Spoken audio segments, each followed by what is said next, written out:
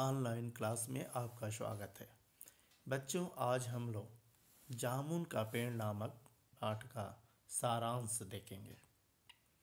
सबसे वैसे तो ऑफलाइन क्लास में आप इसको आधे तक पढ़ लिए थे, लेकिन ऑनलाइन क्लास में मैं शुरू से ही शुरू कर रहा हूँ। आज हम लोग देखेंगे जामुन का पेड़ नामक पाठ का सारांश। इसका सारांश शुरू होता है। आप जानते हैं कि यह कहानी कृष्णचंद्र के द्वारा लिखी गई है और इसका सारांश शुरू करने से पहले मैं आपको यह बता दूं कि यह व्यंग प्रधान गद्य है। इसमें इन्होंने सरकारी बाबुओं और अधिकारियों की विभागीय कार्रवाई को और उसके कारण दम तोड़ते मनुष्य का व्यंग उपस्थित किया है।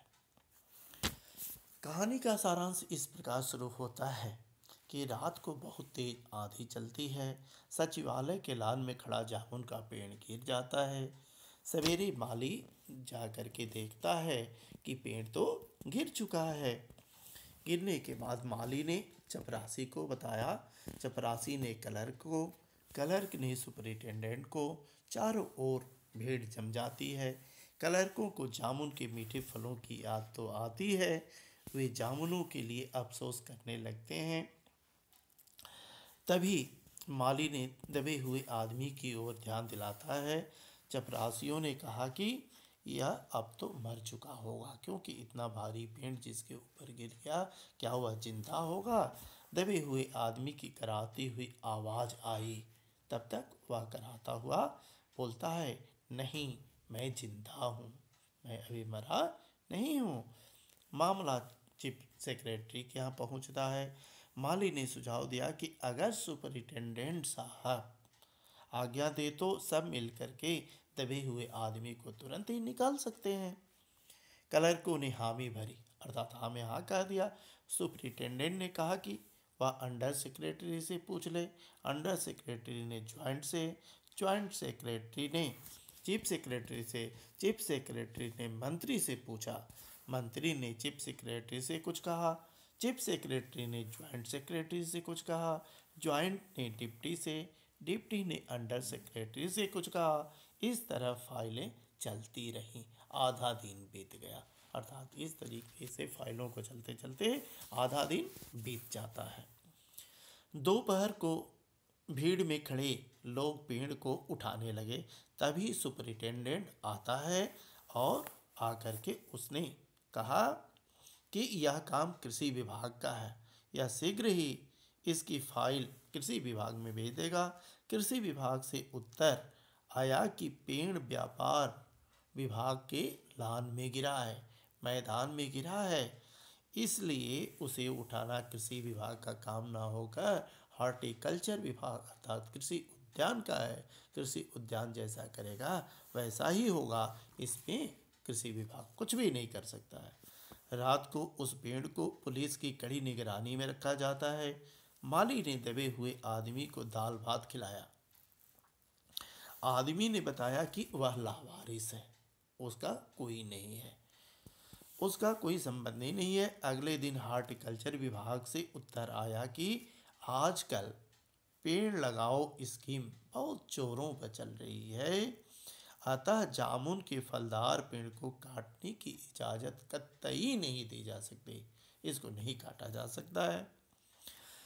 इस तरह जामुन के पेड़ को न काटने का सुझाव दिया गया। तभी एक मनचला युवक कहा कि ठीक है, पेड़ को नहीं काटा जा सकता है, आदमी को तो ठीक बीच से इस प्रकार काट लिया जा सकता है जिसके कारण आधा एक तरफ से और आधा दूसरी तरफ से काट करके निकाला जा सकता है। दोनों तरफ से निकाल लिया जाएगा और पेड़ जहाँ गिरा हुआ है वहीं का वहीं रहेगा, इस पर किसी प्रकार का कोई असर नहीं पड़ेगा। तब तक दबे हुए आदमी ने कराह भरते हुए कहा कि लेकिन इस तरह तो मैं मर जाऊंगा। उस मनचले युवक ने कहा कि प्लास्टिक सर्जरी इस समय इतने जोरों पर चली हुई है, अर्थात तुमको मरने नहीं दिया जाएगा, जहाँ से काटा जाएगा वहाँ से प्लास्टिक सर्जरी करके तुमको फिर वैसे ही कर लिया जाएगा, जिसके कारण वह फाइल उसकी फाइल मेडिकल विभाग को भेजी जाती है। वहाँ से रिपोर्ट आया तो वह भी रिपोर्ट बड़ा ही एक अनोखा ही था। लिखा गया था कि जांच पड़ताल में यह पाया गया है कि प्लास्टिक ऑपरेशन तो हो जाएगा, प्लास्टिक सर्जरी तो कर ली जाएगी, किंतु आदमी मर जाएगा। ऑपरेशन सफल भी रहेगा लेकिन आदमी इस दुनिया को छोड़ करके चला जाएगा। वाह, ये कितनी व्यंग की बात है। रात को माली ने दबे हुए आदमी को बताया कि उसकी केस पर अभी सेक्रेटेरिएट में एक मीटिंग हुई है जहां से उस आदमी को निकालने की बात चल रही है। तब दबे हुए आदमी के द्वारा एक शेर पढ़ा जाता है, एक कविता पढ़ी जाती है जिसकी पंक्तियां हैं कि ये तो माना कि तगाफुल न करोगे लेकिन खाक हो जाएंगे तुमको खबर होने तक। मैं मानता हूँ कि तुम मुझसे मेरे दुख को नज़रअंदाज नहीं करोगे लेकिन तुम्हारा फैसला आते आते हम मिट्टी में मिल जाएंगे, हम खाक में मिल जाएंगे। यह सुनकर माली ने हैरान होकर के पूछा कि क्या वह शायर है, क्या वह कविता करना जानता है। दबे हुए आदमी ने धीरे से सिर हिलाया। फिर क्या था, सारे सचिवालय में खबर फैल गई। लोग एक से दूसरे, दूसरे ने तीसरे, तीसरे ने चौथे ऐसे कहा और बहुत जल्दी ही भीड़ लग गई। शहर के सारे कवि इकट्ठे हो गए। वे अपनी अपनी कविताएं दोहे सुनाने लगे। यहाँ तक कि सचिवालय की सब कमेटी ने फैसला किया कि दबा हुआ आदमी कवि है, अतः यह कल्चरल विभाग का मामला है, अतः यही विभाग उसे फलदार पेड़ से छुटकारा दिलाएगा। अर्थात इसके मामले को अब न तो कृषि विभाग, न हॉर्टिकल्चर विभाग, न मेडिकल विभाग, बल्कि इसको क्या, किस विभाग के अंतर्गत, इसको कल्चरल विभाग के अंतर्गत भेज देना चाहिए। फैसला अब वहीं से होगा। फाइल कल्चरल विभाग के अनेक विभागों से होती हुई साहित्य अकादमी के सचिव के पास पहुंचती है। वह स्वयं उसका इंटरव्यू लेने के लिए आता है। दबे हुए आदमी ने बताया कि उसका नाम ओस है। वह उस नाम से कविता लिखता है तथा कुछ ही दिनों पहले उसका गद्य संग्रह ओस का फूल प्रकाशित भी हुआ है। यह सुनकर के सचिव ने आश्चर्य प्रकट किया कि इतना महान लेखक और अकादमी का अभी अब तक सदस्य नहीं है, यह तो निश्चित रूप से हम लोगों की कमी है। आदमी ने कहा कि पहले उसे पेड़ के नीचे से तो निकाला जाए। सचिव ने बंदोबस्त करने का भरोसा दिलाया। अगले दिन उसने आकर के सूचना दी कि उसे सरकारी साहित्य अकादमी का सदस्य बना दिया गया है, उसको मेंबरशिप मिल गई है, अतः अब वह मिठाई खिलाए। वाह, ये बड़ा व्यंग है कि जो दबा हुआ आदमी है वह मिठाई कैसे खिला सकता है। दबे हुए आदमी ने पेड़ से निकालने की बात दोहराई तो उसने अपनी असमर्थता प्रकट की कि तुमको सदस्य तो बनाया जा सकता है लेकिन इस पेड़ के नीचे से तुमको छुटकारा नहीं दिलाया जा सकता है।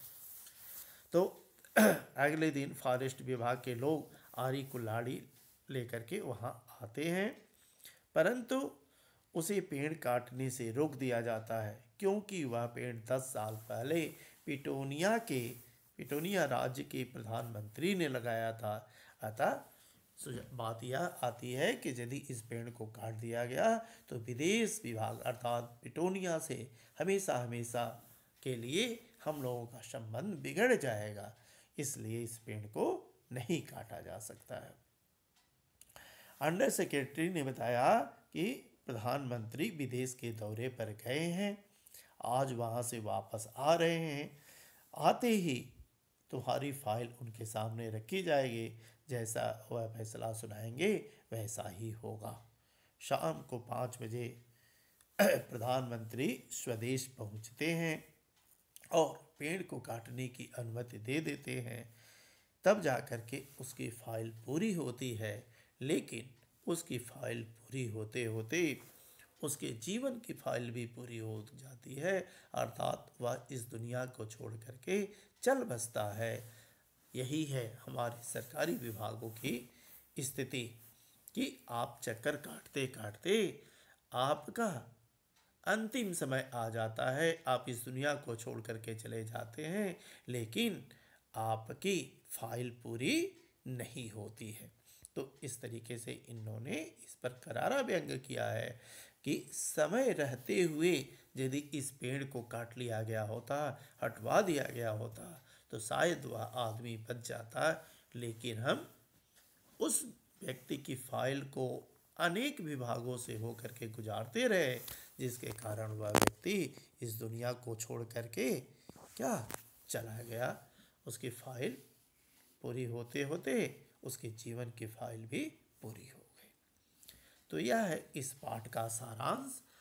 सारांश एक बार, दो बार, तीन बार प्ले करके देखना है और देख करके समझना है, क्योंकि यदि तुम सारांश समझ गए बेटा, तो मेरी मान्यता है कि तुम निश्चित रूप से पढ़ाए गए एक एक पॉइंट को पकड़ लोगे, एक एक पॉइंट को समझ जाओगे। तो उम्मीद है कि आप सारांश से अवगत होंगे। मैं वीडियो के अगले अंक में इस चैप्टर का लाइन बाय लाइन पढ़ाऊँगा और आज से वीडियो आपकी प्रतिदिन पहुंचेगी। मेरे द्वारा पढ़ाए हुए वीडियो प्रतिदिन जाएंगे। और एक बात और, अभी भी बच्चे कुछ ऐसे होंगे जो सब्सक्राइब नहीं किए होंगे, तो निश्चित रूप से सब्सक्राइब कर लेंगे, क्योंकि मैं वीडियो जो ही अपलोड करूंगा तो ही आपको मेरे उस साइट पर आपको दिखने लगेगा, आप वहीं से पढ़ना शुरू कर देंगे। तो आज के लिए बस इतना ही। धन्यवाद। मिलते हैं वीडियो के अगले अंक में।